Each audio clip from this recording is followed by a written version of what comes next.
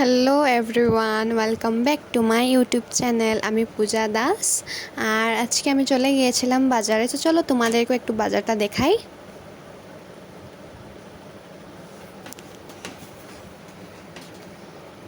So guys, আমাদের এই বাজারটা প্রত্যেক শুক্রবারে বসে। আর এখানে ফলমূল, মাছ, মাংস সমস্ত কিছুই বিক্রি হয়। তো বাজার করেও ভালো লাগে। আর রোদ তো দেখছো, এত গরম পড়েছে, বাপরে। তো তোমাদের এখানে গরমটা কীরকম কমেন্ট করে জানাবে। তারপর আমি এদিকে সবজি নিয়েছি। দাদা অন্য একজনকে সবজি দিচ্ছিলো, তো আমি একটু দাঁড়ায় দেখলাম। তারপরে আমি নিয়েছিলাম ভাত করলা আর মকই নিয়েছিলাম। তো এই যে ঘরে এসে গেলাম, এত গরম, মানে পুরো ঘামে গেছি আমি।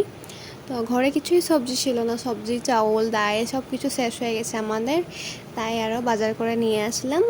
আর আমি এনেছিলাম কাঁঠাল, মকই, লেবু, তারপরে ভাত কেরেলা এসবই আনছি, আর চাউল। তো আজকের জন্য এতটুকুই। Tata, bye bye. ভিডিওটা ভালো লাগলে লাইক সাবস্ক্রাইব করে দিই।